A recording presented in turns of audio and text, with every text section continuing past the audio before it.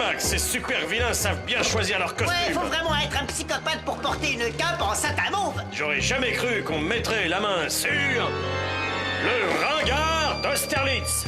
Vous l'aurez voulu. Oh, les privés de police, vous allez périr de ma main. Être ou ne pas être.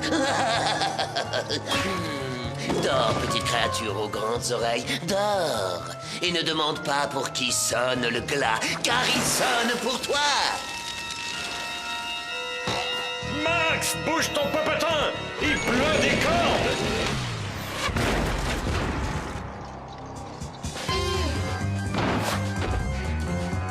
Très jolie pièce, Shakespeare. Maintenant, on rentre à la maison. Soyez mollis, Sam et Max. Exécrable garnement.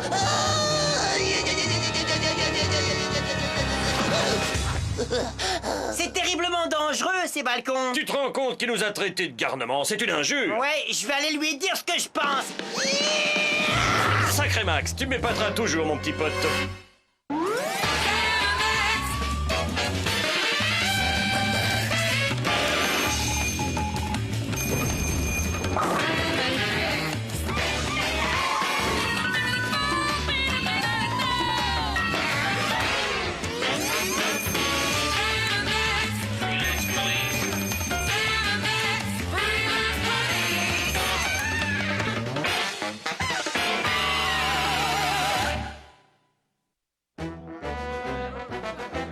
Une nouvelle tache sombre sur le tissu immaculé de notre civilisation vient de se rendre à la justice. Grâce à vous, public adoré.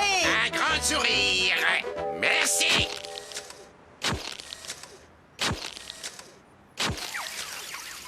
Laurent! C'est moi! Bravo les gars, c'est une belle prise. Je suis fier d'y avoir assisté. Mais au fait, où est-il le ringard d'Austerlitz? Je prendrais bien une photo avec lui pour ma collection. Probablement dans un bus en train de s'enfuir grâce à toi. Vous voulez dire qu'il s'est évanoui dans la nature? On était à 2 doigts de le ramener s'il n'y avait pas eu ton flash. Génial, ça veut dire qu'on va s'amuser à l'attraper une deuxième fois, pas vrai? Hein? Vous avez pas l'air content de moi. Si je le sens, ça me fait mal. On se casse d'ici, Sam. Vous devez savoir que je ne ferai jamais rien pour vous embêter, les gars. Ça, je vous le promets. Car je suis votre ami pour la vie. Je vous aime, les gars. Je vous aime. D'accord, on se calme, mon petit bonhomme. Que dire? Après tout, ce n'était pas ta faute. On est redevenus copains, hein. Je pourrais peut-être vous accompagner. On va l'attraper, votre ringard d'Austerlitz. C'est pas lui qui va embêter Sam et Max et leur nouvel équipier.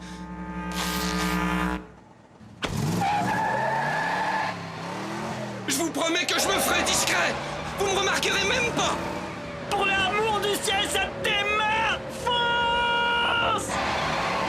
Regarde, y'a Batman. Où ça? Ah, bonne idée. On le retrouvera plus facilement si on se sépare, ouais.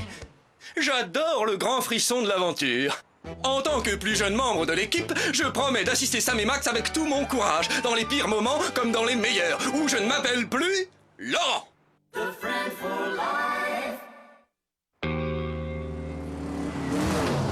Je déteste démarrer sous le nez de quelqu'un, mais qu'est-ce qu'on peut faire avec un type comme Laurent? J'en sais rien, peut-être l'envoyer sur les traces du Yeti en Alabama. Ce serait parfaitement irresponsable, Max, et tu sais bien qu'il n'y a pas de Yeti en Alabama. Ah, c'est vrai. Fred, on est arrivé. Nous voici donc devant le repère secret du terrible ringard d'Austerlitz. Heureusement que nous avons retrouvé sa piste grâce aux minuscules fibres du tapis parfumé au beurre qui étaient restées accrochées aux semelles en plastique de ces godillots. C'est l'heure du chapeau. Souvenez-vous, les enfants, nous sommes des personnages de dessin animé. Ne faites pas la même chose à la maison. Hello. Vous êtes en état d'arrestation, vous vous souvenez? Crime contre l'humanité, tout ça. Il est sûrement en train de manger un yaourt au bar. Ça m'étonnerait, Max. Regarde, il est clair que le ringard d'Austerlitz s'est fait kidnapper alors qu'il était en train de dîner. Ah, quel gâchis. Hé, les petits gars, vous avez vu ce qui s'est passé? Un bonhomme à lunettes s'est introduit ici, oui, il saute sur le ringard d'Austerlitz, d'accord? Et il l'embarque comme un paquet de chiffons. Bon, À mon avis, c'est Laurent qui a fait le coup. c'est vraiment lamentable. Je l'ai. Max, c'est un piège! Salut Max, c'est Laurent. Je savais que vous seriez là. Vous savez ce qui m'est arrivé, non? J'ai trouvé un super indice. Pourquoi je vous dis ça, moi? Vous, les fameux privés de police, vous allez sûrement résoudre l'énigme. Les grands champions de la lutte contre le crime, hein? Mais non, sourdine, tu veux? T'as bien fait de lui dire. Ok, parce passez donc à la maison, vous verrez bien si j'ai raison. Quelqu'un voudrait vous parler dans l'oreille. Dis bonjour. Dis bonjour. Allô, les privés de police, aidez-moi. Cet individu m'a l'air assez dérangé. Faites vite, je vous en... Ça va, ça suffit. Alors, c'est la classe, hein?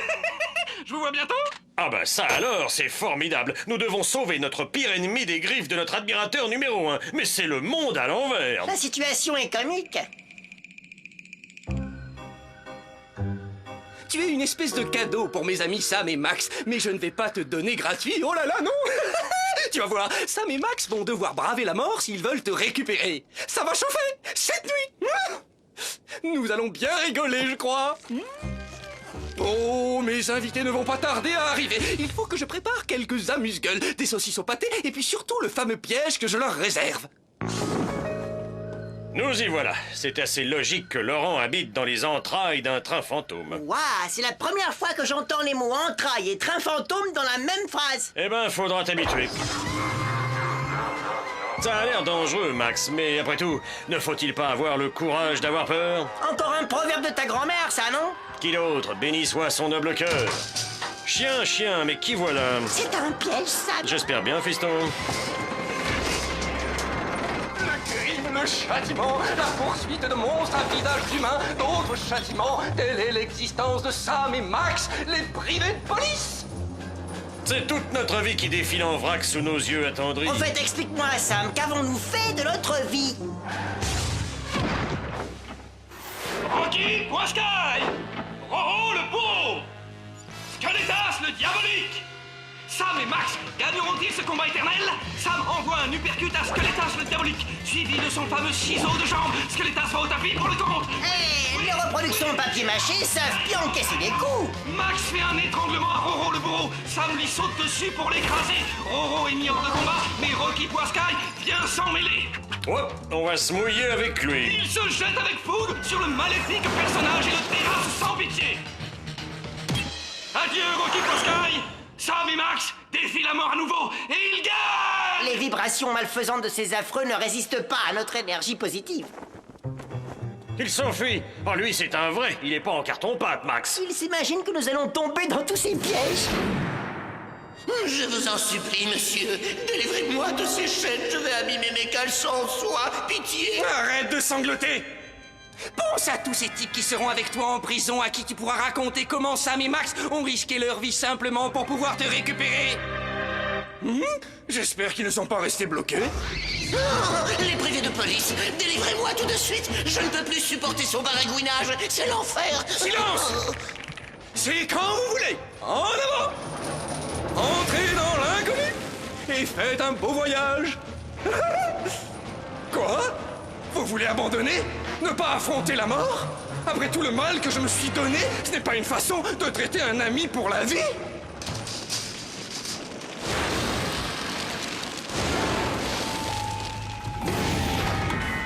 Hein? Mais... Je les ai tués? Oh, vous êtes là? Non, épargnez-moi, les privés de police. Je ne serai plus méchant. Désolé, mais nous ne te croyons pas. Max, passe-moi le serpent à sonnette. Tu vois, Laurent, finalement, tu as retrouvé le ringard d'Austerlitz. Tu nous as organisé un parcours contre la mort. On a fait un chouette petit tour dans une bagnole de train fantôme. Je n'aurais jamais cru dire ça à quelqu'un, mais c'est grâce à toi. C'est grâce à toi. C'est grâce à toi. C'est grâce à toi. Waouh! Entendre ça de la bouche même des privés de police? Oh mon Dieu! C'est vraiment trop! Je meurs! Oh! Amis pour la vie. Alors, à propos de ce sanctuaire? Ouais, toutes ces figurines en cire et ces vieilles photos jaunies, ça fait pas moderne, c'est complètement dépassé. Tu trouves? Mais oui, il faut un site Sam et Max sur Internet. Tu as raison. Comment n'y ai-je pas pensé avant? Je vais pouvoir communiquer les exploits et la légende de Sam et Max. Mon heure de gloire. Oh, mais ça va me prendre presque tout mon temps libre. Je ne vous verrai plus autant. Oui, c'est bien dommage, je comprends ça, oui. Mais tu sais ce que disait ma grand-mère là-dessus. Un esprit sain dans un corps sain n'amasse pas C'est mousse. presque ça, mec. Allez, on se tire. Allez, ciao les potos. Amis pour la vie, hein? Appelez-moi de la maison.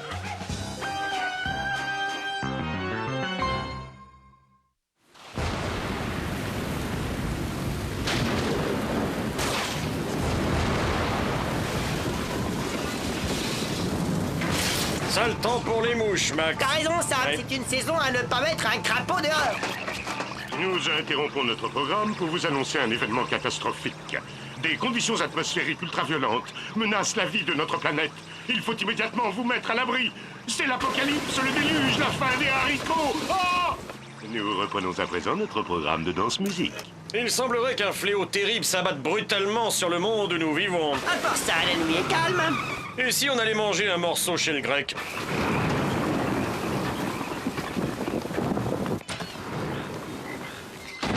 Pas de chemise, pas de chaussures, pas de souvlaki. C'est rigolo. C'est pas grave, je me suis équipé. Alors, qu'est-ce qu'il y a de bon, tavernier? C'est un signe. La fin du monde nous menace.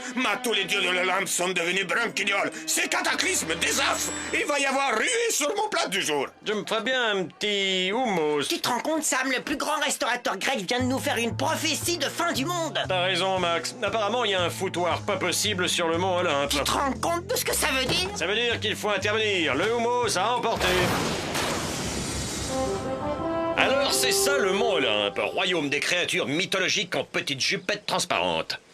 Ça doit être leur père des dieux. Par les bigoudis de Junon, regarde ça! Ça alors, une scène de ménage aux proportions divines. Monsieur mon mari, vous m'avez encore une fois trompé. C'est la dernière fois que je reste calme alors que vous batifolez avec toutes sortes de nymphes, muses et autres coquines de la Grèce antique. On se calme, ma déesse. Comment osez-vous enguirlander le grand Zeus? Je n'aime pas tirer des conclusions à la va-vite, mais il semble que cette scène de ménage entre Héra et Zeus est à l'origine du grand chambardement météorologique qu'on a chez nous. Qui ose pénétrer sans invitation dans le palais de Zeus? Fils aîné de Cronus et petit cousin d'Uranus? Nous, c'est Sam et Max, les super champions de la justice, tourmenteurs des méchants de tout poil qui font rien qu'à embêter tout le monde. Ne prêtez pas attention à mon jeune congénère. Nous sommes de simples mortels qui viennent vous offrir nos services en tant que conseillers matrimoniaux pour Dieu. Ah bah ça alors, vous arrivez à pic. On descend. Ma femme a complètement raison dans ce qu'elle dit. Notre union sacrée est en train de prendre l'eau. Il faut la sauver ou toutes les choses de ce monde vont périr avec elle. Ça a déjà commencé. Il pleut des bisons sur Dijon.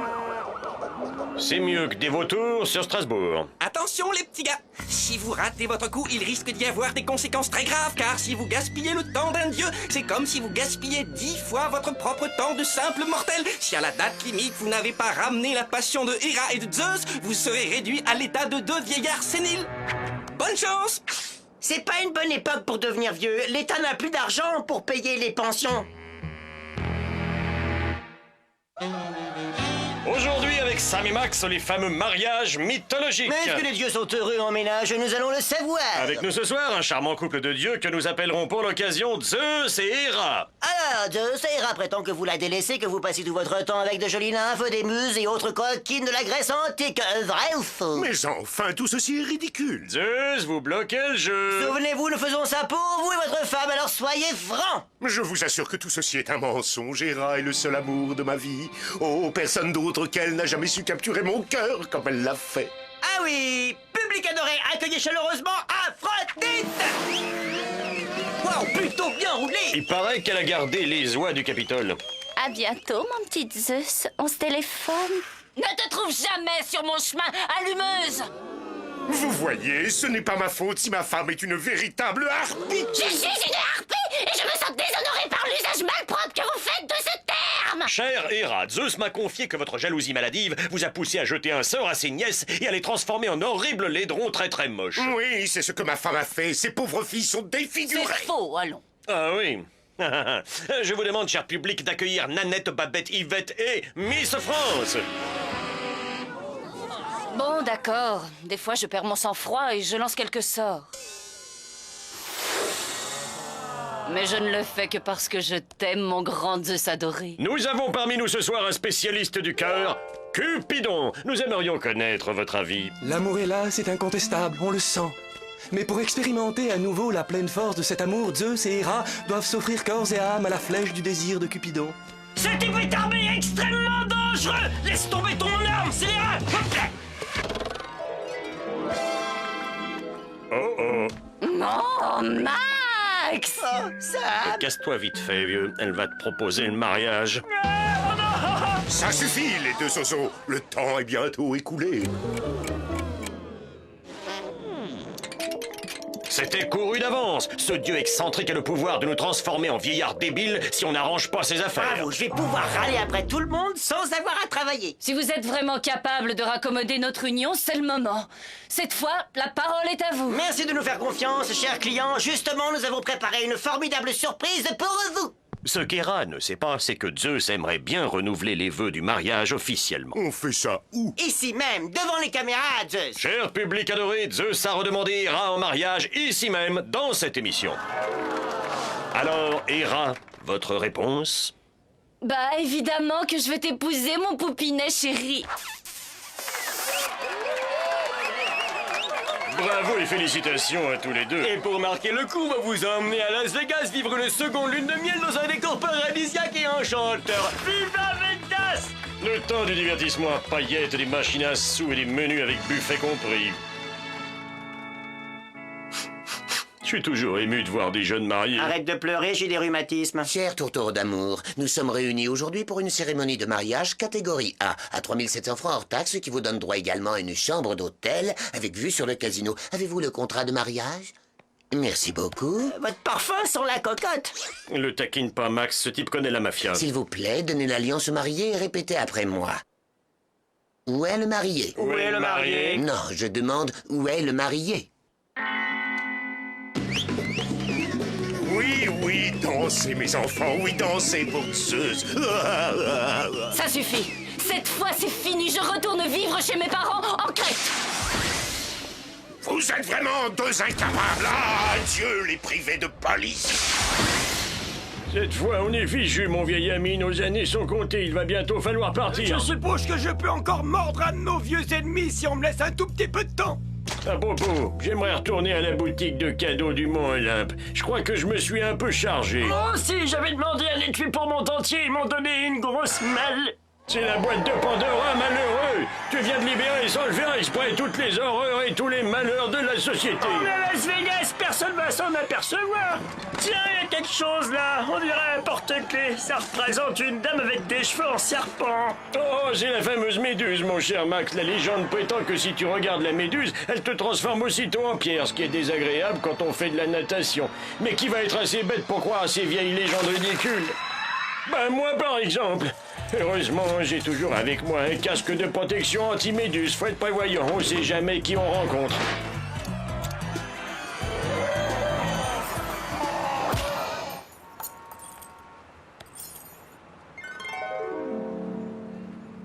Tu reconnais cet objet, mon amour? Tu me l'avais offert lors de notre première rencontre. Le jour où, contre la volonté de mon père, nous avons combattu et vaincu l'hydre au mille têtes. Oui, n'était-ce point chouette? Nous pouvons retrouver la magie de notre union sacrée, n'est-ce pas, chérie? Oh, que ce porte-clés soit le testament de notre amour éternel et que la paix revienne dans l'univers tout entier. Mais... Oh, pardon, c'est ma faute. Oh, ce n'est pas si terrible. Oh, toi.